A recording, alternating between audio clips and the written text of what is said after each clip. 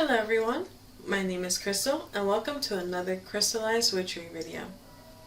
On today's video, we are continuing the Witchery 101 series, and in this video, what I want to do is talk about more color magic and possibly get a little bit into candle magic. I'm not too sure yet. I'll most likely be introducing the basics, and then most likely in another video I can show you more about candles, because there's so much that you can do with candles that I think it deserves a separate video. And I want to show you maybe a little basic spell in which we can use colors to our advantage in case you don't have anything else available to you. So I want to introduce that, and I'll see you soon.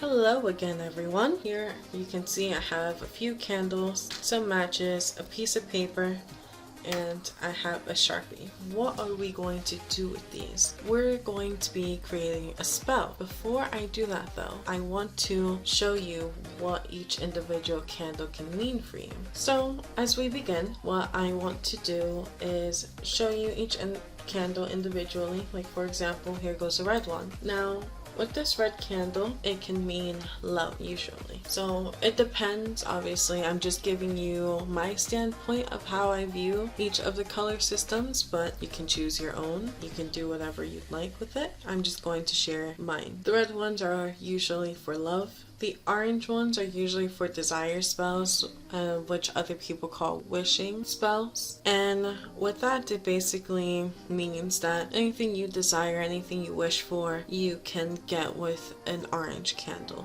Next, we have a yellow candle, in which I usually use for anything that revolves around curing. Curing is anything that means getting rid of something. Let's say we're in allergy season, even though we try not to do much physical things and go more for the metaphysical. But let's say you're allergic to someone's vibes, that anytime you're near them, it makes you physically sick. You will use a yellow candle to sort of either stop that allergy towards them or make that person completely stay away from you. So that's what the yellow candle's for. Next we have green. I know it looks black on there, but it's like a very dark green. And with this candle, it usually revolves more around wealth, meaning money, anything that has to do with prosperity. It could also mean wealth and knowledge, but it's mainly used for the physical money, currency. So that's green. Next we have blue. Blue, I usually revolve it around new beginnings. So if you have a job that just gets on your nerves and you just want to either get a new job or just, fix your job, a blue candle will be the one to go for.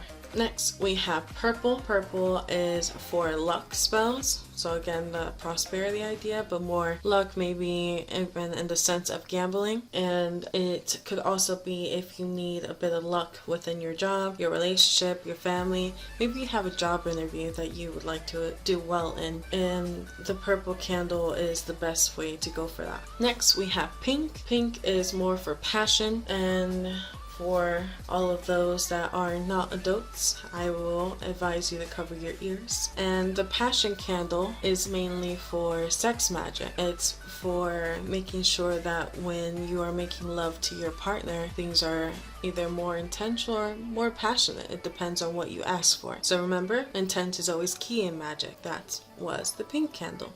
Next we have black. Black is for banishing or purifying, and with this candle, if you feel like there is an energy that you don't want around in your environment, you can use this black candle to get rid of whatever energy that you want to get rid of, to purify and cleanse the energy and vibrations around you. Last but not least, we have the white candle. The white candle is a substitution candle, basically meaning it's more used for carvings or it's used for dressing, anointing, and I will get more into detail with those in the candle magic video. But this basically means if you have a candle, if you don't have a candle available to you but you want to use a specific spell, use white and just put your intention on that candle, whether it be carving it in. Well, in the last video I shown you sigils, so carve some sigils and we can just go from there. Just make sure that your intent is clear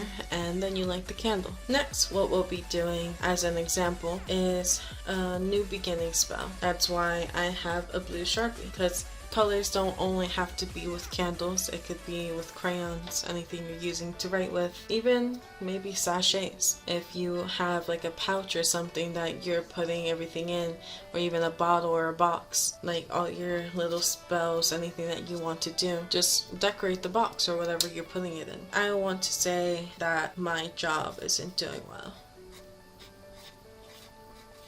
I want maybe a promotion.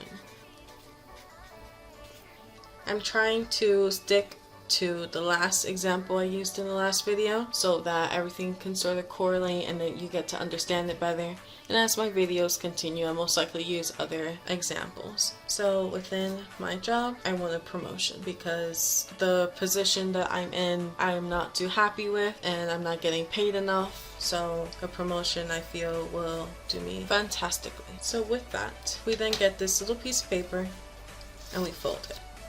You could fold it any way that you'd like, but for the sake of the video, just gonna fold it so that the tear that we have is still touching the other bottom portion and it's not too far. So with that, we then get the New Beginnings candle, which is the blue one, and we're going to light it up. Remember, don't just set fire to things. Make sure an adult is with you if you're not of age.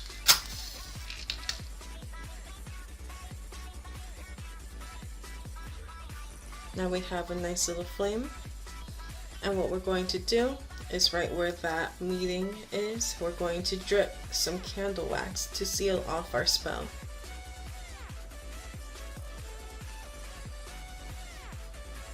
We're going to let that sit for a moment. Another thing about candles is whenever you have a candle, you never just want to blow it out. In case you work with something like deities or gods, if you're a Christian witch, if you're just a witch that has a deity or a god in your practice, you don't want to blow those spirits away. You want to make sure they stay with you. So you just want to snuff out your candle. And here I have a tea light with a candle on the end. And I just use that usually. Just a quick touch and it blows out. We'll let that sit to air out before we let it join with anything else. Now that we have our wax, it has completely sealed off.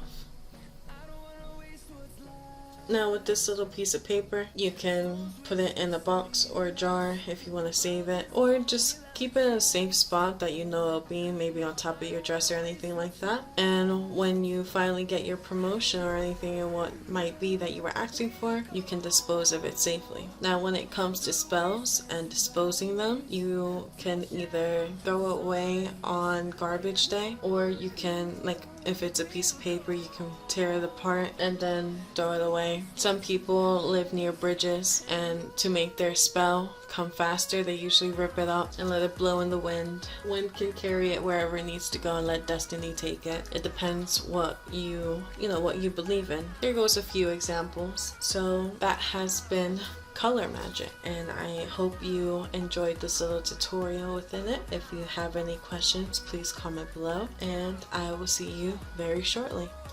Hello everyone, welcome back. And this has been the second episode of Witchery 101. And I hope that you're enjoying it so far. If you like this video, be sure to like.